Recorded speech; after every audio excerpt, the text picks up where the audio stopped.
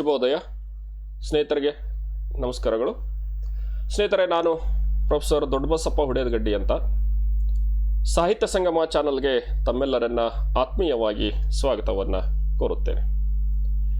ಸ್ನೇಹಿತರೆ, ಇವತ್ತು ನಾನು ನಿಮ್ಮ ಮುಂದೆ ಬರಲಿಕ್ಕೆ ಕಾರಣ ಅಂತಂದರೆ, ಇತ್ತೀಚೆಗೆ ನಮ್ಮ ಕರ್ನಾಟಕ ಸರ್ಕಾರ ಸರ್ಕಾರಿ ಪ್ರಥಮ ದರ್ಜೆ ಕಾಲೇಜುಗಳಲ್ಲಿ ಖಾಲಿ ಇರುವಂಥ ಸಹಾಯಕ ಪ್ರಾಧ್ಯಾಪಕರ ಹುದ್ದೆಗೆ ಅಂದರೆ ಅಸಿಸ್ಟೆಂಟ್ ಪ್ರೊಫೆಸರ್ ಹುದ್ದೆಗಳಿಗೆ ಕಾಲ್ಫಾರ್ಮ್ ಮಾಡಿದ್ದಾರೆ. ಹೀಗಾಗಿ ಅದಕ್ಕೆ ಸಂಬಂಧಪಟ್ಟ ಹಾಗೆ ಒಂದಿಷ್ಟು ಮಾತನಾಡಲಿಕ್ಕೆ ನಾನು ಬಂದಿದ್ದೇನೆ. ಕಾರಣ, ತುಂಬ ಜನ ಸ್ನೇಹಿತರು ನನಗೆ ಕರೆ ಮಾಡಿ ಇದಕ್ಕೆ ಯಾವ ರೀತಿ ತಯಾರಿ ಆಗಬೇಕು ಅನ್ನುವಂಥದ್ದು ಕೇಳ್ತಾ ಇದ್ದಾರೆ, ಏನೇನು ಸಿಲೆಬಸ್ ಇದೆ ಅನ್ನುವಂಥದ್ದು ಕೇಳ್ತಾ ಇದ್ದಾರೆ, ಹಾಗೆಯೇ ಯಾವ ಯಾವ ಆಕರ ಗ್ರಂಥಗಳನ್ನು ಓದಬೇಕು ಮತ್ತು ಹೇಗೆ ತಯಾರಿ ಮಾಡಬೇಕು ಪರೀಕ್ಷೆಗೆ ಅನ್ನುವಂಥ ರೀತಿಯಲ್ಲಿ ಬಹಳಷ್ಟು ಜನ ಫೋನ್ ಮಾಡಿ ನನಗೆ ಕೇಳ್ತಿದ್ದಾರೆ. ಅದಕ್ಕೆ ಪ್ರತಿಯೊಬ್ಬರಿಗೆ ನಾನು ಫೋನ್ ಮಾಡಿದಾಗ ಎಲ್ಲರಿಗೂ ಹೇಳೋದ್ರ ಬದಲಾಗಿ ಈ ಸಹಾಯಕ ಪ್ರಾಧ್ಯಾಪಕ ಹುದ್ದೆ ಆಕಾಂಕ್ಷಿಗಳು ಏನಿದ್ದಾರೆ ನನ್ನ ಸ್ನೇಹಿತರು ಎಲ್ಲರಿಗೂ ಒಂದಿಷ್ಟು ಉಪಯೋಗ ಆಗಲಿ ಅನ್ನುವಂಥ ಸದುದ್ದೇಶದಿಂದ ನಾನು ಇವತ್ತ ನಿಮ್ಮ ಮುಂದೆ ಬಂದಿದ್ದೇನೆ. ಆತ್ಮೀಯ ಸ್ನೇಹಿತರೆ, ಗಮನಿಸಿ, ಇದು ಸ್ಪರ್ಧಾತ್ಮಕ ಯುಗ. ಯಾವುದೇ ನೇಮಕಾತಿಗೆ ಕಾಲ್ಫಾರ್ಮ್ ಆದರೂ ಸಹಿತ ಬಹಳ ಸ್ಪರ್ಧೆ ಇರ್ತದೆ. ಇದನ್ನು ನಾವು ನೆನಪಿಡಬೇಕು. ಈ ಸ್ಪರ್ಧೆಯಲ್ಲಿ ನಾವು ಗೆಲ್ಲಬೇಕು ಅಂತಂದ್ರೆ ಶತಾಯಗತ ಅಂತಾರಲ್ಲ, ಹಾಗೆ ನಮ್ಮಿಂದ ಎಷ್ಟಾಗುತ್ತೋ ಅಷ್ಟು ಪ್ರಯತ್ನ ಮಾಡಬೇಕಾಗ್ತದೆ. ಯಾಕಂದ್ರೆ ಎಲ್ಲರೂ ಸ್ಪರ್ಧೆ ಮಾಡುವಾಗ ನಾವು ಹಾಗೆ ಕೂತ್ಕೊಂಡ್ರೆ ನಡೆಯೋದಿಲ್ಲ. ಅದಕ್ಕೆ ನಾವು ಒಳ್ಳೆಯ ಸ್ಪರ್ಧೆಯನ್ನು ಮಾಡಬೇಕು. ತುಂಬಾ ಜನರ ತಲೆಯೊಳಗೆ ಏನಿರ್ತದ ಅಂತಂದ್ರೆ ಬಹಳ ಶಾರ್ಟ್ಕಟ್ ಮೆಥಡ್ ಹುಡುಕ್ತಿರ್ತಾರೆ. ಬಿಟ್ಬಿಡಿ ಅದನ್ನು. ಯಾವ ಶಾರ್ಟ್ಕಟ್ ಮೆಥಡು ಇಲ್ಲಿ ವರ್ಕೌಟ್ ಆಗೋದಿಲ್ಲ, ಅದು ಕೆಲಸಕ್ಕೆ ಬರೋದಿಲ್ಲ. ಯಾಕಂದ್ರೆ ನನಗೆ ಫೋನ್ ಮಾಡಿದಾಗ ಬಹಳಷ್ಟು ಜನ ಕೇಳ್ತಾ ಇದ್ದಾರೆ. ಏನು ಕೇಳ್ತಾ ಇದ್ದಾರೆ ಅಂದರೆ, ಯಾವುದು ಇಂಪಾರ್ಟೆಂಟ್ ಯಾವುದು ಹೇಳಿಬಿಡಿ, ಅದನ್ನಷ್ಟೇ ಓದಿಬಿಡ್ತೀವಿ. ಪರೀಕ್ಷೆಗೆ ಎಂಥದ್ದು ಬರ್ತದೆ ಅನ್ನುವಂಥದ್ದು ಏನಾರ ಗೊತ್ತಿದ್ರೆ ಹೇಳಿಬಿಡಿ, ಅದನ್ನಷ್ಟೇ ಓದಿಬಿಡ್ತೀನಿ. ಇಲ್ಲ ಅಂತಂದರೆ ನೋಟ್ಸ್ ಮಾಡಿದರೆ ಕೊಟ್ಬಿಡಿ, ಅದನ್ನು ಓದಿಬಿಡ್ತೀನಿ. ಖಂಡಿತ ಆಗೋದಿಲ್ಲ. ನೋಟ್ಸ್ ನಾನು ಮಾಡಿರೋದು ನೀವು ಓದಿದರೆ ಖಂಡಿತವಾಗಿಯೂ ನಿಮಗೆ ಕೆಲಸಕ್ಕೆ ಬರೋದಿಲ್ಲ. ಯಾಕೆ ಈ ಮಾತು ಹೇಳ್ತೀನಿ ಅಂತಂದರೆ, ನಾನೂ ಸಹಿತ ಈ ಸ್ಪರ್ಧಾತ್ಮಕ ಜಗತ್ತಿನಲ್ಲಿ ಈಸಿ ದಡ ಸೇರಿದವನು. ನನ್ನ ಅನುಭವದ ಪ್ರಕಾರ ಪ್ರತಿಯೊಬ್ಬ ವ್ಯಕ್ತಿಯಲ್ಲಿ ವೈಯಕ್ತಿಕ ಭಿನ್ನತೆ ಅನ್ನೋದು ಇರುತ್ತದೆ. ನಾನು ಓದಿ ನೋಟ್ಸ್ ಮಾಡಿದರೆ ನನ್ನದೇ ಆದ ರೀತಿಯಲ್ಲಿ ನಾನು ನೋಟ್ಸ್ ಮಾಡಿರ್ತೀನಿ. ನಾನು ಮಾಡಿರೋ ನೋಟ್ಸು ಮತ್ತೊಬ್ರು ಓದಿದರೆ ಅವನಿಗೆ ಅಷ್ಟು ಪ್ರಯೋಜನ ಆಗೋದಿಲ್ಲ. ಸಂಪೂರ್ಣ ಪ್ರಯೋಜನ ಆಗಬೇಕು ಅಂತಂದ್ರೆ ಸ್ವತಃ ನೀವೇ ಕೂತ್ಕೊಂಡು ಓದಬೇಕು. ಓದಿ ಪ್ರಮುಖಾಂಶಗಳನ್ನು ನೋಟ್ಸ್ ಮಾಡ್ಕೋಬೇಕು. ಯಾಕಂದ್ರೆ ಈ ಜ್ಞಾನ ಅನ್ನೋದು ಹೆಂಗಿದೆ ಈ ಸ್ಪರ್ಧಾತ್ಮಕ ಯುಗದಲ್ಲಿ, ಎಷ್ಟು ತಿಳ್ಕೊಂಡ್ರು ಕಡಿಮೆನ. ಯಾವ ಪ್ರಶ್ನೆಗಳು ಬರ್ತಾವಂತ ಯಾರಿಗೆ ಹೇಳಲಿಕ್ಕೆ ಆಗೋದಿಲ್ಲ. ಕೆಲವೊಂದ್ಸಲ ಹೆಂಗಾಗಿರ್ತದೆ ಅಂದ್ರೆ, ನೀವು ಬಹಳಷ್ಟು ಸ್ಪರ್ಧಾತ್ಮಕ ಪರೀಕ್ಷೆಗಳನ್ನು ಎದುರಿಸಿರ್ತೀರಿ, ನಿಮಗೆ ಗೊತ್ತಿರ್ತದೆ. ಇಂಪಾರ್ಟೆಂಟು ಇವೇ ಪ್ರಶ್ನೆಗಳು ಬಹಳಷ್ಟು ಪರೀಕ್ಷೆಗಳು ಬಂದಿದ್ದಾವೆ ಅಂತ ಅವುಗಳನ್ನು ಓದ್ಕೊಂಡು ಹೋಗಿರ್ತೀವಿ. ಆದ್ರೆ ಆ ಪ್ರಶ್ನೆಗಳು ಬಂದಿರೋದಲ್ಲ, ಬೇರೆದು ಬಂದಿರ್ತದ. ಇಲ್ಲ, ಆ ಪ್ರಶ್ನೆಗಳು ಒಂದು ರೀತಿ ಟ್ವಿಸ್ಟ್ ಮಾಡಿ ಕೇಳಿರ್ತಾರೆ. ಅದಕ್ಕೆ ಸ್ನೇಹಿತರೆ, ಸ್ಪರ್ಧೆಗೆ ಇಳಿತೀವಿ ಅಂತಂದ್ರೆ ನಾವು ಬಹಳಷ್ಟು ಸೂಕ್ಷ್ಮವಾಗಿ ನಮ್ಮದೇ ಆದ ರೀತಿಯೊಳಗೆ ಓದಬೇಕು. ಓದಿ ಪ್ರಮುಖಾಂಶಗಳನ್ನು ಒಂದಿಷ್ಟು ನೋಟ್ಸ್ ಮಾಡಿ ಇಟ್ಕೋಬೇಕು. ಅದಕ್ಕೆ ಇದ್ರ ಬಗ್ಗೆ ಒಂದಿಷ್ಟು ಚರ್ಚೆ ಮಾಡೋಣ ಅನ್ನುವಂಥ ಉದ್ದೇಶಕ್ಕೆ ನಾನು ಇವತ್ತ ನಿಮ್ಮ ಮುಂದೆ ಬಂದಿದ್ದೇನೆ ಬಂಧುಗಳೇ. ನಾನು ಇದಕ್ಕೆ ಸಂಬಂಧಪಟ್ಟ ಹಾಗೆ ದಿನಂಪ್ರತಿ ಒಂದೊಂದು ವಿಡಿಯೋಗಳನ್ನು ಹಾಕ್ತಾ ಇರ್ತೀನಿ. ಹೀಗಾಗಿ ನೀವು ಈ ಸಾಹಿತ್ಯ ಸಂಗಮವನ್ನು ಸಬ್ಸ್ಕ್ರೈಬ್ ಮಾಡಿರಿ, ನಿಮ್ಮ ಸ್ನೇಹಿತರಿಗೆ ಶೇರ್ ಮಾಡಿರಿ. ಯಾಕಂದ್ರೆ ಎಲ್ಲರಿಗೂ ಒಂದಿಷ್ಟು ಉಪಯೋಗ ಆಗಲಿ ಅನ್ನುವಂಥದ್ದು. ನೋಡಿ, ಈ ಸಹಾಯಕ ಪ್ರಾಧ್ಯಾಪಕರ ನೇಮಕಾತಿ ಬಗ್ಗೆ ಏನೇನು ಚರ್ಚೆ ಮಾಡಲಿಕ್ಕೆ ಬಂದಿದ್ದೀನಿ ಅಂತಂದರೆ, ನನ್ನ ವಿಷಯ ಕನ್ನಡಕ್ಕೆ ಸಂಬಂಧಪಟ್ಟಂಗೆ ನಾನು ಒಂದಿಷ್ಟು ಆಳವಾಗಿ ನಿಮಗೆ ಹೇಳ್ಬೋದು. ಆದರೆ ಜನರಲ್ ಆಗಿ ಮಾತಾಡೋದಾದರೆ, ಈಗ ಎಲ್ಲ ವಿಷಯದವರಿಗೆ ಅನುಕೂಲ ಆಗುವಂಥದ್ದು ಅಂದರೆ ಏನೇನು ತಿಳ್ಕೋಬೇಕು ನಾವು ಮೊದಲ ಸಹಾಯಕ ಪ್ರಾಧ್ಯಾಪಕರ ನೇಮಕಾತಿಗೆ ಏನೇನು ಅರ್ಹತೆಗಳದಾವ, ಯಾವ ಕ್ವಾಲಿಫಿಕೇಶನ್ಸ್ ಅದಾವ ಗೊತ್ತಿರ್ತದೆ ಎಲ್ಲ ನಿಮಗೆ. ಇನ್ನು ಸಹಾಯಕ ಪ್ರಾಧ್ಯಾಪಕರ ನೇಮಕಾತಿಯ ಪಠ್ಯಕ್ರಮ ಏನು, ವಿಷಯವಾರು ಬೇರೆ ಬೇರೆ ಇರ್ತದಲ್ಲ, ಆ ಪಠ್ಯಕ್ರಮವನ್ನು ನಾವು ಸರಿಯಾಗಿ ಅರ್ಥ ಮಾಡ್ಕೋಬೇಕು, ತಿಳ್ಕೋಬೇಕು ಅದನ್ನು. ಇನ್ನು ಸಹಾಯಕ ಪ್ರಾಧ್ಯಾಪಕರ ನೇಮಕಾತಿಗೆ ಅಧ್ಯಯನ ಮಾಡಬೇಕಾದ ಆಕರ ಗ್ರಂಥಗಳು ಯಾವುವು, ಇನ್ನು ಈ ನೇಮಕಾತಿಯಲ್ಲಿ ಯಶಸ್ಸನ್ನು ಸಾಧಿಸೋದು ಹೇಗೆ, ಇನ್ನು ನೇಮಕಾತಿಯಲ್ಲಿ ಪರೀಕ್ಷೆ ಇರುತ್ತಲ್ಲ, CET ಅಂತ ಹೇಳ್ತೀವಲ್ಲ, ಆ ಪರೀಕ್ಷೆಯನ್ನು ಎದುರಿಸೋದು ಹೇಗೆ, ಅದಕ್ಕೆ ತಯಾರಿ ಹೆಂಗೆ ಮಾಡಬೇಕು ಅನ್ನುವಂಥದ್ದು. ನೋಡಿ ಸ್ನೇಹಿತರೆ, ಅರ್ಹತೆ ಏನೇನು ಎತ್ತ ನಿಮಗೆಲ್ಲ ಗೊತ್ತಿದೆ, ನೀವು ಸಾಕಷ್ಟು ಅದನ್ನೆಲ್ಲ ನೋಡ್ಕೊಂಡಿದ್ದೀರಿ, ಹೌದಾ. PhD ಆಗಿರಬೇಕು, ನೆಟ್ ಆಗಿರಬೇಕು, ಸೆಟ್ ಆಗಿರ್ಬೇಕು. ಈ ಮೂರರಲ್ಲಿ ಯಾವುದಾದ್ರೂ ಒಂದಾಗಿದ್ರೆ ಈ ಅಸಿಸ್ಟೆಂಟ್ ಪ್ರೊಫೆಸರ್ ಹುದ್ದೆಗೆ ನೇಮಕಾತಿಗೆ ಆ ವ್ಯಕ್ತಿ ಅರ್ಹ ಆಗ್ತಾನೆ, ಅಭ್ಯರ್ಥಿ. ಏನು PhD ಆಗಿರಬೇಕು, ಹಾಗೇನೆ ನೆಟ್ ಆಗಿರಬೇಕು, ಅಥವಾ ಯಾವುದಾದ್ರೂ ಒಂದು ನೆಟ್ ನ್ಯಾಷನಲ್ ಎಲಿಜಿಬಿಲಿಟಿ ಟೆಸ್ಟ್ ಆಗಿರ್ಬೋದು. ಇದು ಇಲ್ಲ ಅಂದರೆ ಸೆಟ್ ಅಂತ ಹೇಳ್ತೀವಿ ನಾವು, SLET ಅಂತ ಹೇಳ್ತೀವಿ.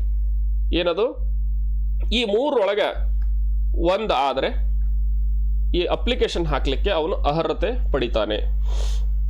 ಇನ್ನಿದ್ರ ಪಠ್ಯಕ್ರಮ ಏನು ಅನ್ನುವಂಥದ್ದು ಈಗಾಗಲೇ ಕರ್ನಾಟಕ ಎಜುಕೇಷನ್ ಅಥಾರಿಟಿ ಅವರು, ಎಕ್ಸಾಮಿನೇಷನ್ ಅಥಾರಿಟಿ ಅವರು ವೆಬ್ಸೈಟಲ್ಲಿ ಬಿಟ್ಟಿದ್ದಾರೆ ಸಿಲೆಬಸ್. ಎಲ್ಲ ವಿಷಯಕ್ಕೆ ಸಂಬಂಧಪಟ್ಟಂತೆ ಪಠ್ಯಕ್ರಮವನ್ನು ಬಿಟ್ಟಿದ್ದಾರೆ. ಆ ಪಠ್ಯಕ್ರಮವನ್ನು ನೋಡಿಕೊಂಡು ಆ ಪಠ್ಯಕ್ರಮ ಏನಿದೆಯೋ ಅದಕ್ಕೆ ಸಂಬಂಧಪಟ್ಟಂಗ ಆಕರ ಗ್ರಂಥಗಳನ್ನು ನಾವು ನೋಡಬೇಕು. ಅವರು ಬಿಟ್ಟಿದ್ರೆ ಸರಿ, ಇಲ್ಲ ಅಂತಂದ್ರೆ ನಾವಾದರೂ ಏನು ಮಾಡಬೇಕು, ಅದಕ್ಕೆ ಸಂಬಂಧಪಟ್ಟಂಗೆ ಆ ಸಿಲೆಬಸ್ ಪ್ರಕಾರ ಆಕರ ಗ್ರಂಥಗಳನ್ನು ತಗೋಬೇಕು. ಏನು ಸಿಲೆಬಸ್ ಇದೆಯೋ, ಏನು ಪಠ್ಯಕ್ರಮ ಇದೆಯೋ ಅದನ್ನು ಮಾತ್ರ ಓದಬೇಕು ನಾವು. ಬಹಳಷ್ಟು ಜನ ಸ್ನೇಹಿತರು ಮಾಡೋ ತಪ್ಪು ಏನಂತಂದ್ರೆ, ಸಿಲೆಬಸ್ಗೆ ಇರೋದಲ್ಲ ಕೆಲವೊಂದು ವಿಷಯಗಳು, ಅದನ್ನೆಲ್ಲ ಓದಿಬಿಡ್ತಾರೆ.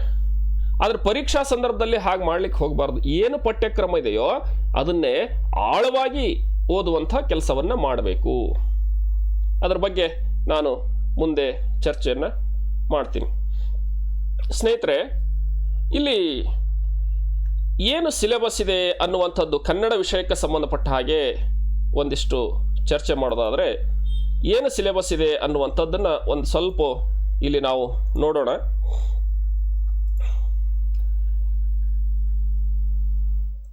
ಈ KEದವರು ಅದನ್ನು ಬಿಟ್ಟಿದ್ದಾರೆ. ಈಗ ನಾನು ನಿಮಗೆ ಆ ಸಿಲೆಬಸ್ಸನ್ನು ಒಂದಿಷ್ಟು ಡಿಸ್ಪ್ಲೇ ಮಾಡ್ತೀನಿ. ಆ ಸಿಲೆಬಸ್ ನೋಡಿದ್ರಿ ಅಂತಂದ್ರೆ ಅದು ನಿಮಗೂ ಗೊತ್ತಾಗ್ತದೆ. ಹೀಗಾಗಿ ಆ ಸಿಲೆಬಸ್ಸನ್ನು ನಾನು ನಿಮ್ಮ ಮುಂದೆ ತೋರಿಸುವಂಥ ಪ್ರಯತ್ನವನ್ನು ಮಾಡ್ತೀನಿ ಸ್ನೇಹಿತರೆ.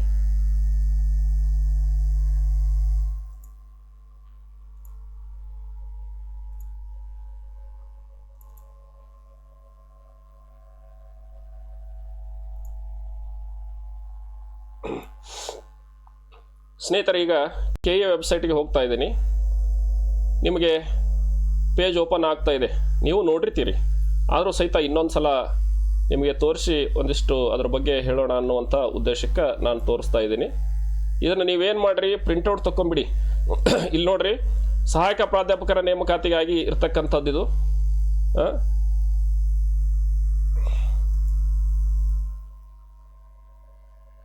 ನೋಡಿ, ಪಠ್ಯಕ್ರಮ ಇದೆ ಇಲ್ಲಿ ನೋಡಿ, ಕನ್ನಡ, ಇಂಗ್ಲೀಷ್, ಹೀಗೆಲ್ಲ ಎಲ್ಲ ವಿಷಯದ್ದು 26 ವಿಷಯಗಳಿಗೆ ಸಂಬಂಧಪಟ್ಟಂತಹ ಪಠ್ಯಕ್ರಮ ಇಲ್ಲಿ ನಿಮಗೆ KE ವೆಬ್ಸೈಟಲ್ಲಿ ಸಿಗುತ್ತೆ. ಈಗ ಕನ್ನಡ ವಿಷಯಕ್ಕೆ ಸಂಬಂಧಪಟ್ಟ ಹಾಗೆ ಒಂದಿಷ್ಟು ಸಿಲೆಬಸ್ ನೋಡೋದಾದರೆ ನೋಡಿ, ಗಮನಿಸಿ. ಇಲ್ಲಿ ಇರ್ತಕ್ಕಂಥದ್ದು ಯಾವ ರೀತಿ ಇರುತ್ತೆ ಅಂತ ನಿಮಗೆ ಗೊತ್ತಿದೆ ಅಂದ್ಕೊಂಡಿದ್ದೀನಿ ಈಗಾಗಲೇ. 50 ಅಂಕದ್ದು ಸಾಮಾನ್ಯ ಪರೀಕ್ಷೆ ಇರುತ್ತೆ. ಅದು ಏನಂದರೆ ಜನರಲ್ ನಾಲೆಜು. ಹಾಗೆಯೇ ಇನ್ನು ಉಳಿದಂಥದ್ದು ಒಂದು ಕಡ್ಡಾಯ ಕನ್ನಡ ಇರುತ್ತೆ, ಒಂದು ಕಡ್ಡಾಯ ಇಂಗ್ಲೀಷ್ ಇರುತ್ತೆ. 100 ಮಾರ್ಕ್ಸ್ಗೆ 50 ಅಂಕದ್ದು ಅದು ಜನರಲ್ ನಾಲೆಜ್ ಸಂಬಂಧಪಟ್ಟ ಹಾಗೆ ಇರುತ್ತೆ. ಉಳಿದಂಥದ್ದು 250 ಅಂಕಕ್ಕೆ ಅದು ಏನಪ್ಪ ಅಂದರೆ ಇದಕ್ಕೆ ನಿಮ್ಮ ವಿಷಯಕ್ಕೆ ಸಂಬಂಧಪಟ್ಟ ಹಾಗೆ ಇರುತ್ತೆ. ಬೇಕಾದ್ರೆ ಅದನ್ನು ಇಲ್ಲಿ ನಾನು ನಿಮಗೆ ತೋರಿಸ್ತೀನಿ ತದನಂತರ. ಇಲ್ಲಿ ನೋಡಿ, ಪ್ರಾಚೀನ ಕನ್ನಡ ಸಾಹಿತ್ಯ ಅಂತಂದರೆ ಇದು ಸಿಲೆಬಸ್. ಶಾಸನ ಸಾಹಿತ್ಯದಲ್ಲಿ ಬಂದರೆ ಹಲ್ಮಿಡಿ ಶಾಸನ, ಅಶೋಕನ ಬ್ರಹ್ಮಗಿರಿ ಶಾಸನ, ಬಾದಾಮಿ ಶಾಸನ, ಹೀಗೆಲ್ಲ ಇಲ್ಲಿ ಸಿಲೆಬಸ್ ಇದೆ, ಅದನ್ನು ನೀವು ನೋಡ್ಕೊಳ್ಳಿ. ಎಲ್ಲ ಸಿಲೆಬಸ್ ಇದನ್ನು ಪ್ರಿಂಟೌಟ್ ತೊಗೊಂಡ್ಬಿಟ್ರೆ ಒಳ್ಳೆಯದು. ಈ ಸಿಲೆಬಸ್ ಪ್ರಕಾರನೇ ನೀವು ಓದ್ಕೊಂಡು ಹೋಗಬೇಕು. ಈ ಸಿಲೆಬಸ್ಗೆ ಸಂಬಂಧಪಟ್ಟ ಹಾಗೆಯೇ ನೀವು ಏನಪ್ಪ ಅಂತಂದರೆ ಪುಸ್ತಕಗಳನ್ನು ಸಹಿತ ತೊಗೊಳೋದು ಒಳ್ಳೆಯದು. ಯಾಕಂದ್ರೆ ಆ ಸಿಲೆಬಸ್ ಇರೋದು ಬೇರೆ, ನೀವು ಓದೋದು ಬೇರೆ ಆಗಿಬಿಟ್ರೆ ಅದು ಸರಿ ಇರೋದಿಲ್ಲ. ಹೀಗಾಗಿ ಅದಕ್ಕೆ ಸಂಬಂಧಪಟ್ಟ ಹಾಗೆ ಓದ್ರಿ. ಇನ್ನು ಅವರು ಕೆ ಎದವರು ಬಿಟ್ಟಿದ್ದಾರಲ್ಲ, ಅದನ್ನು ಒಂದು ಸ್ವಲ್ಪ ತೋರಿಸ್ತೀನಿ ನಿಮಗೆ.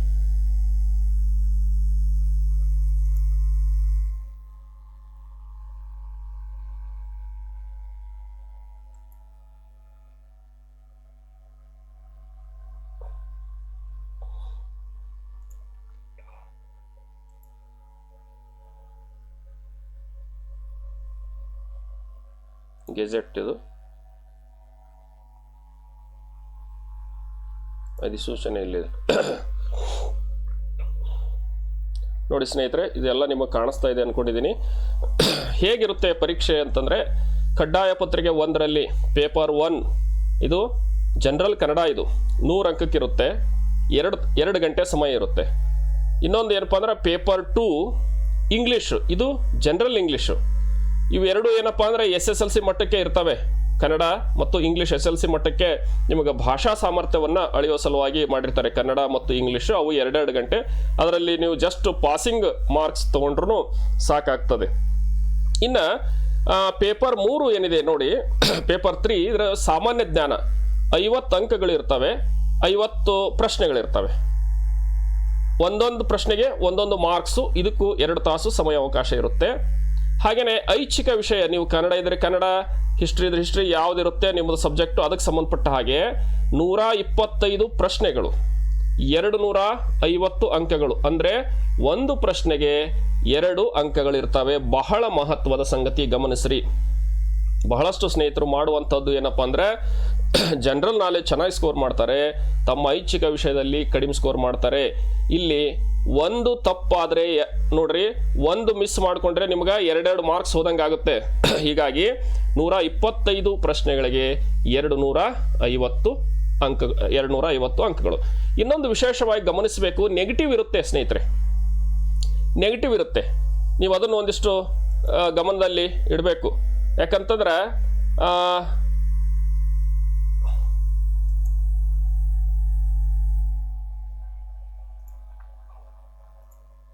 ಸ್ನೇಹಿತರೆ ನೆಗೆಟಿವ್ ಅಂಕಗಳು ಇರ್ತವೆ ಇಲ್ಲಿ. ಈಗ ನೀವು ಒಂದು ತಪ್ಪು ಹಾಕಿದ್ರಿ ಅಂತಂದ್ರೆ ಅಲ್ಲಿ 0.25 ಅಂಕಗಳು ಅಲ್ಲಿ ನೆಗೆಟಿವ್ ಆಗ್ತದೆ. ಅಂದರೆ 4 ತಪ್ಪು ಹಾಕಿದರೆ ನಿಮಗೆ 1 ಮಾರ್ಕ್ಸ್ ಹೋಗ್ತದೆ ನೋಡಿ. ಹೀಗಾಗಿ ನೆಗೆಟಿವ್ ಇರೋದ್ರಿಂದ ಬಹಳಷ್ಟು ಕೇರ್ಫುಲ್ ಆಗಿ ಹಾಕಬೇಕು. 2 ಪತ್ರಿಕೆ ಏನಿರ್ತಾವಲ್ಲ, ಕಡ್ಡಾಯ ಕನ್ನಡ, ಕಡ್ಡಾಯ ಇಂಗ್ಲೀಷ್, ಅದಕ್ಕೆ ಅದು ವಿವರಣಾತ್ಮಕವಾಗಿ ಬರೆಯೋದಿರುತ್ತೆ, ಅದಕ್ಕೆ ಯಾವುದೇ ನೆಗೆಟಿವ್ ಮಾಡ್ಲಿಕ್ಕೆ ಆಗೋದಿಲ್ಲ. ಇನ್ನು ಉಳಿದು 2 ಇರ್ತಾವೆ ನೋಡ್ರಿ, ಒಂದು ಜನರಲ್ ನಾಲೆಜು, ಇನ್ನೊಂದು ಐಚ್ಛಿಕ ವಿಷಯ. ಅದಕ್ಕೆ ಸಂಬಂಧಪಟ್ಟ ಹಾಗೆ ನೆಗೆಟಿವ್ ಅಂಕಗಳಿರುತ್ತೆ, 0.25 ಅಂತ ಹೇಳ್ತೀವಿ ನಾವು. ಅಂದರೆ 4 ತಪ್ಪು ಹಾಕಿದರೆ 1 ಅಂಕ ಹೋಗ್ತದೆ. ಬಹಳ ಕೇರ್ಫುಲ್ ಆಗಿ ನೀವು ಅದನ್ನು ಬರಿಬೇಕಾಗ್ತದೆ. ಸ್ನೇಹಿತರೆ, ಈಗ ಸಿಲೆಬಸ್ ನೋಡಿದ್ರಿ, ಅದನ್ನು ವಿವರವಾಗಿ ನೀವು ಒಂದು ಪ್ರಿಂಟೌಟ್ ತಕ್ಕೊಳ್ರಿ. ಅದಕ್ಕೆ ಸಂಬಂಧಪಟ್ಟ ಹಾಗೇನೆ ಪಠ್ಯಕ್ರಮಗಳು ಸಂಬಂಧಪಟ್ಟ ಹಾಗೇನೆ ನೀವೇನು ಮಾಡಬೇಕು, ಆಕರ ಗ್ರಂಥಗಳನ್ನು ತಗೋಬೇಕು. ಈ ಆಕರ ಗ್ರಂಥಗಳು ಯಾವ್ಯಾವು ಸೂಕ್ತ ಅನ್ನೋದನ್ನು ನಾನು ಒಂದಿಷ್ಟು ಪಟ್ಟಿ ಮಾಡಿದ್ದೀನಿ, ಅದನ್ನು ತಮ್ಮ ಮುಂದೆ ಹಂಚ್ಕೊಳ್ತೀನಿ, ನಿಮ್ಮೆಲ್ಲರಿಗೂ ಒಂದಿಷ್ಟು ಅನುಕೂಲ ಆಗಲಿ ಅನ್ನೋ ದೃಷ್ಟಿಯಿಂದ. ಯಾಕಂದ್ರೆ ಕೆಲವೊಬ್ಬರಿಗೆ ಗೊತ್ತಿರೋದಿಲ್ಲ, ಕೆಲವೊಬ್ಬರಿಗೆ ಗೊತ್ತಿರ್ತದ. ಹೀಗಾಗಿ ನೀವು ಸಾಧ್ಯ ಆದಷ್ಟು ಪುಸ್ತಕ ಇವು ಎಲ್ಲವುಗಳನ್ನು ಒಂದಿಷ್ಟು ಕೊಂಡುಕೊಳ್ಳೋದು ಒಳ್ಳೆಯದು. ಈ ಪುಸ್ತಕಗಳು ನಿಮ್ಮ ನೇಮಕಾತಿಗೆ ಬೇಕಾಗ್ತವ, ಮುಂದೆ ನಿಮ್ಮ ವೃತ್ತಿ ಜೀವನದಲ್ಲಿ ಬಹಳಷ್ಟು ಉಪಯೋಗ ಆಗ್ತವೆ ಈ ಪುಸ್ತಕಗಳು. ಅವು ಆಕರ ಗ್ರಂಥಗಳು ಯಾವ್ಯಾವಪ್ಪ ಅನ್ನುವಂಥದ್ದನ್ನು ಸ್ವಲ್ಪ ಗಮನಿಸಿ ಸ್ನೇಹಿತರೆ. ನೋಡಿ, ಕನ್ನಡ ಸಾಹಿತ್ಯ ಚರಿತ್ರೆ ರಂಶ್ರೀ ಮುಗುಳಿಯವ್ರದ್ದು ಬಹಳ ಉತ್ತಮವಾಗಿರ್ತಕ್ಕಂಥ ಪುಸ್ತಕ. ಯಾಕಂದರೆ ಅದನ್ನು ನಾವು ಡಿಗ್ರಿ ಇದ್ದಾಗಿಂದು ಓದಿರ್ತೀವಿ, ನೀವೆಲ್ಲ ಓದಿರ್ತೀರಿ. ಅದು ಬಹಳ ಸ್ಪರ್ಧಾತ್ಮಕ ಪರೀಕ್ಷೆಗೆ ಸಂಬಂಧಪಟ್ಟ ಹಾಗೆ ಪ್ರಶ್ನೆಗಳು ಬರ್ತಾವೆ ಅದರಲ್ಲಿ. ಇನ್ನು ಸಾಮಾನ್ಯನಿಗೆ ಸಾಹಿತ್ಯ ಚರಿತ್ರೆ ಸಂಪುಟಗಳು ಅಂತೇಳಿ 10 ಸಂಪುಟಗಳು ಬರ್ತಾವೆ, ಬೆಂಗಳೂರು ವಿಶ್ವವಿದ್ಯಾಲಯದವರು ಮಾಡಿರುವಂಥದ್ದು. ಹಾಗೆಯೇ ಹೊಸಗನ್ನಡ ಅರುಣೋದಯ ಶ್ರೀನಿವಾಸ್ ಹಾವನೂರ್ ಅವ್ರದ್ದು, ಶಾಸನಗಳ ಸಾಂಸ್ಕೃತಿಕ ಅಧ್ಯಯನ ಎಂ ಚಿದಾನಂದ ಮೂರ್ತಿ ಅವ್ರದ್ದು, ಹೊಸಗನ್ನಡ ಸಾಹಿತ್ಯ ಚರಿತ್ರೆ LS ಶೇಷಗಿರಿರಾವ್, ಕನ್ನಡ ಸಾಹಿತ್ಯ ಕೋಶ ಸಂಪಾದಕರು ರಾಜಪ್ಪ ದಳವಾಯಿ ಅವರು, ಕನ್ನಡ ಸಾಹಿತ್ಯ ಸಂಸ್ಕೃತಿ ಕೋಶ ಚಿ.ಸಿ. ನಿಂಗಣ್ಣ, ಶಬ್ದ ದರ್ಪಣ DL ನರಸಿಂಹಾಚಾರ್, ಹೀಗೆ ಹಲವಾರು ಪುಸ್ತಕಗಳನ್ನು ನಾನಿಲ್ಲಿ ಪಟ್ಟಿ ಮಾಡಿದ್ದೀನಿ. ಈ ಪುಸ್ತಕಗಳನ್ನು ನೀವು ಒಂದಿಷ್ಟು ನೋಡ್ಕೊಳ್ರಿ. ಹೊಸಗನ್ನಡಕ್ಕೆ ಬಂದರೆ ವಿದ್ವಾನ್ ಎನ್ ರಂಗನಾಥ್ ಶರ್ಮಾ ವ್ಯಾಕರಣ, ಹೊಸಗನ್ನಡ ವ್ಯಾಕರಣ, ಕನ್ನಡ ಮಧ್ಯಮ ವ್ಯಾಕರಣ ತೀನಂ ಶ್ರೀಕಂಠಯ್ಯನವರು, ಒಳ್ಳೆಯ ವ್ಯಾಕರಣ ಪುಸ್ತಕ. ಕನ್ನಡ ಭಾಷಾಶಾಸ್ತ್ರ ಬಂದರೆ RY ಧಾರವಾಡ್ಕರ್ ಅವ್ರದ್ದು, ದ್ರಾವಿಡ ಭಾಷಾ ವಿಜ್ಞಾನ ಸಂಗಮೇಶ್ ಸೌದತ್ತಿಮಠ ಅವ್ರದ್ದು, ಹೀಗೆ ಛಂದಸ್ಸಿಗೆ ಬಂದರೆ DS ಕರ್ಕಿ ಅವ್ರದ್ದು, ಮತ್ತು TV ವೆಂಕಟಾಚಲ ಶಾಸ್ತ್ರಿ ಅವ್ರದ್ದು, DL ನರಸಿಂಹಾಚಾರ್ಯ ಅವ್ರದ್ದು, ಕನ್ನಡ ಗ್ರಂಥ ಸಂಪಾದನೆಗೆ ಬಂದರೆ, ಹೀಗೆ ಜಾನಪದಕ್ಕೆ ಬಂದರೆ ಹಾಮ ನಾಯಕ್ ಅವ್ರದ್ದು ಒಳ್ಳೆ ಪುಸ್ತಕ. ಇಂಥವುಗಳನ್ನೆಲ್ಲ ನೀವು ತೆಗೆದುಕೊಳ್ಳಲೇಬೇಕಾಗುತ್ತೆ. ನೋಡ್ರಿ,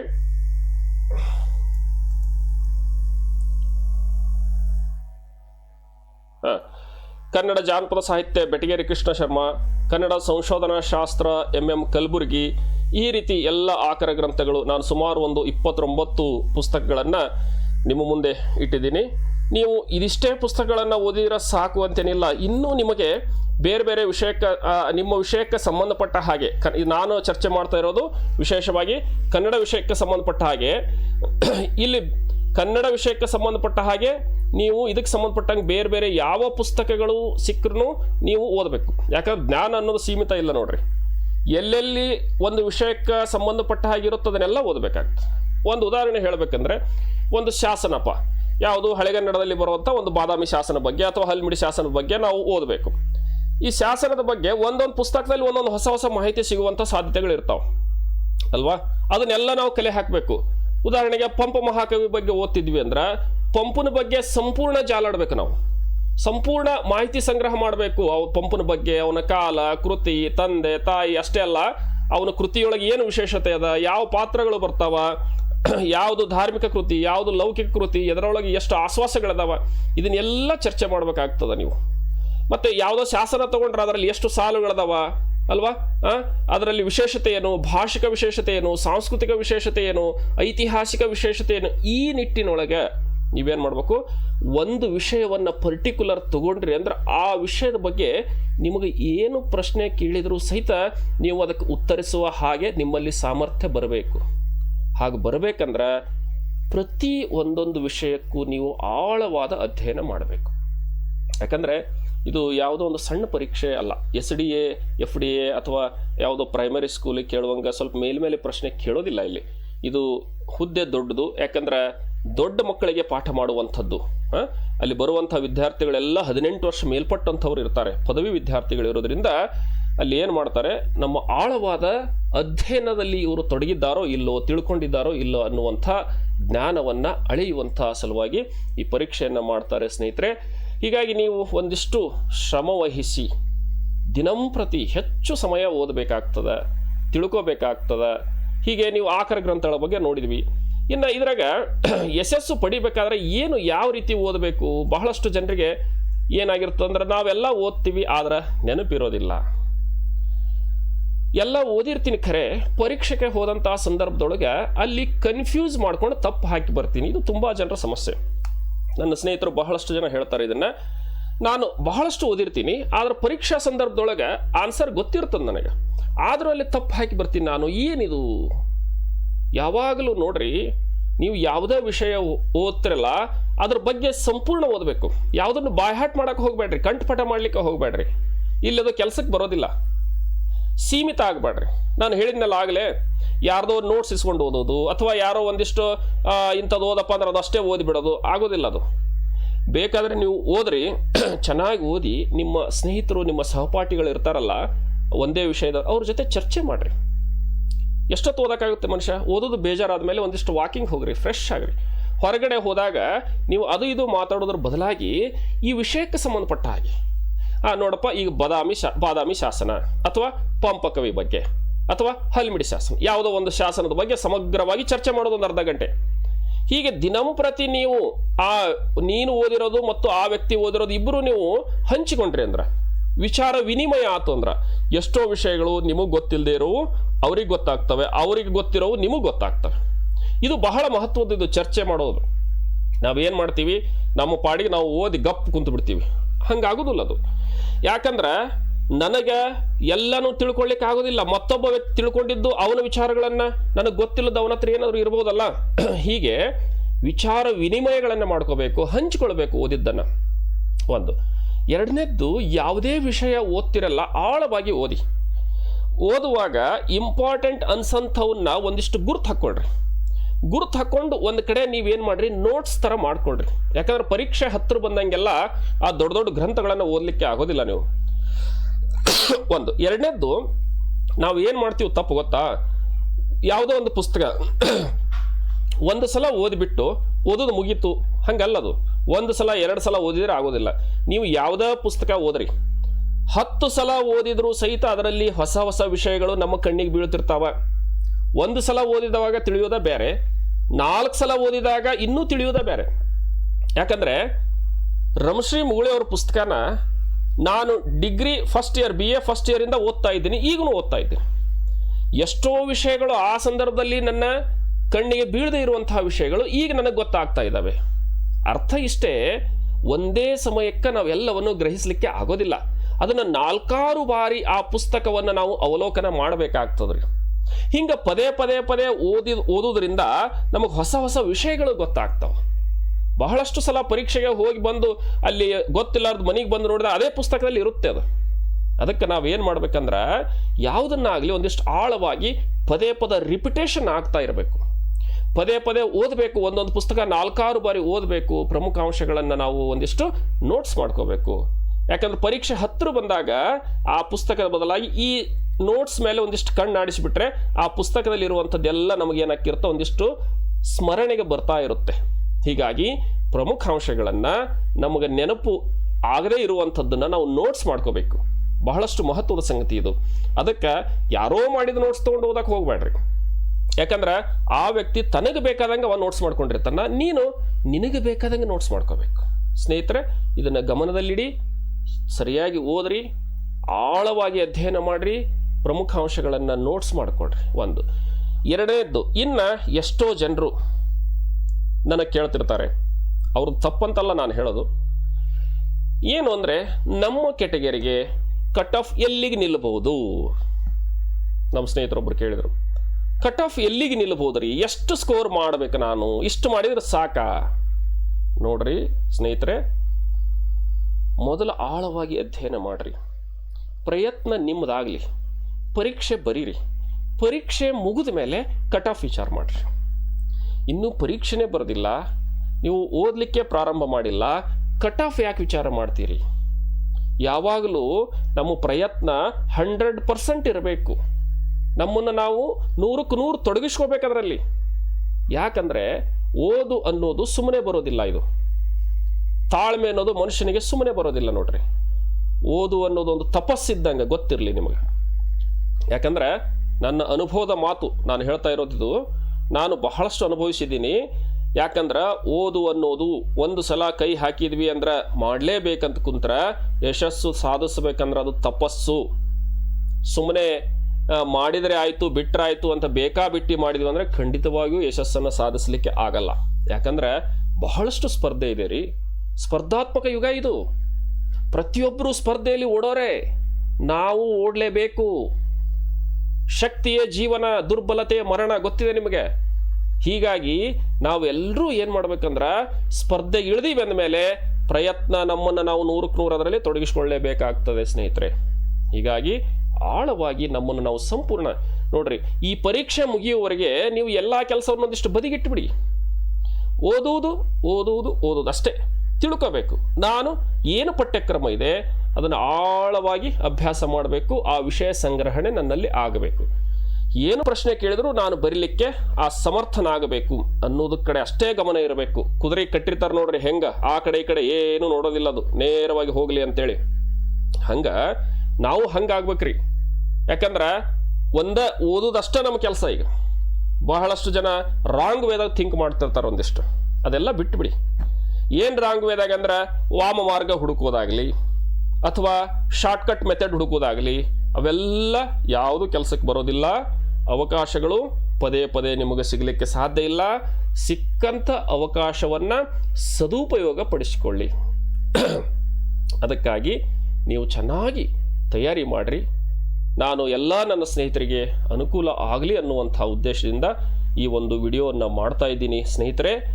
ಜೊತೆಗೆ ನಾನು ಒಂದಿಷ್ಟು ಬಿಡುವಿನ ವೇಳೆಯೊಳಗೆ ನನ್ನ ಎಲ್ಲ ಪರೀಕ್ಷೆ ಬರೆಯುವಂಥ ನನ್ನ ಸ್ನೇಹಿತರಿಗೆ ಅನುಕೂಲ ಆಗಲಿ ಅಂತ ನಾನು ಕನ್ನಡ ವಿಷಯಕ್ಕೆ ಸಂಬಂಧಪಟ್ಟಂಗೆ ಒಂದೊಂದು ವಿಡಿಯೋಗಳನ್ನು ಮಾಡಿ ಹಾಕ್ತಾ ಇರ್ತೀನಿ. ನಾನು ಒಂದು ದಿವಸ ಹಳೆಗನ್ನಡ ಸಾಹಿತ್ಯ ಚರಿತ್ರೆಗೆ ಸಂಬಂಧಪಟ್ಟಂಗೆ ಹಾಕೋದು, ಅದರಲ್ಲಿ ಶಾಸನ ಹಾಕೋದು, ಒಂದು ದಿವಸ ಪಂಪನ ಬಗ್ಗೆ, ರನ್ನನ ಬಗ್ಗೆ, ಹೀಗೆ ನನಗೆ ಗೊತ್ತಿರುವಂಥ ನಾನು ಅಧ್ಯಯನ ಮಾಡಿರುವಂಥ ಜ್ಞಾನವನ್ನು ತಮ್ಮ ಜೊತೆ ಹಂಚಿಕೊಳ್ತೀನಿ. ಯಾಕಂದರೆ ನನ್ನಲ್ಲಿ ಒಬ್ಬನ ಹತ್ರ ಇದ್ರೆ ಅದು ಕೆಲಸಕ್ಕೆ ಬರೋದಿಲ್ಲ. ಅದು ನನ್ನ ಸ್ನೇಹಿತರಿಗೆ ಎಲ್ಲರಿಗೂ ಹೋಗಬೇಕು. ಆ ಪರೀಕ್ಷೆ ಬರೆಯುವಂತಹ ಸ್ನೇಹಿತರಿಗೆ ಎಲ್ಲರಿಗೂ ಒಂದಿಷ್ಟು ಅನುಕೂಲ ಆಗಲಿ ಅಂತಕ್ಕಂಥ ಉದ್ದೇಶದಿಂದ ನಾನು ಈ ಒಂದು ಚಾನಲ್ ಮೂಲಕ ತಮಗೆ ನನ್ನಿಂದ ಆದಂತಹ ಪ್ರಯತ್ನವನ್ನು ನಾನು ಮಾಡ್ತಾ ಇದ್ದೀನಿ ಸ್ನೇಹಿತರೆ. ಹೀಗಾಗಿ ಈ ಸಾಹಿತ್ಯ ಸಂಗಮ ಚಾನಲನ್ನು ಎಲ್ಲರೂ ಸಬ್ಸ್ಕ್ರೈಬ್ ಮಾಡಿರಿ, ನಿಮ್ಮ ಸ್ನೇಹಿತರಿಗೆ ಹಂಚಿರಿ. ಹಾಗೆಯೇ ನಿಮಗೆ ಇಂಥ ವಿಷಯದ ಬಗ್ಗೆ ಇನ್ನೊಂದಿಷ್ಟು ಮಾಹಿತಿ ಬೇಕಾಗಿತ್ತು ಅನ್ನೋದಾದರೆ ನನಗೆ ಸಂಪರ್ಕಿಸ್ರಿ, ಇಲ್ಲ ಅದರಲ್ಲಿ ಕಾಮೆಂಟ್ ಮಾಡಿರಿ. ನಾನು ಮತ್ತೆ ಆ ವಿಷಯವನ್ನು ತೆಗೆದುಕೊಂಡು ತಮ್ಮ ಮುಂದೆ ಬರ್ತೀನಿ ಅಂತಕ್ಕಂಥದ್ದನ್ನು ಹೇಳ್ತಾ ಇವತ್ತಿನ ಸಂಚಿಕೆಯನ್ನು ನಾನು ಮುಗಿಸ್ತಾ ಇದ್ದೇನೆ. ಎಲ್ಲರಿಗೂ ನಮಸ್ಕಾರ, ಶರಣು ಶರಣಾರ್ಥಿಗಳು.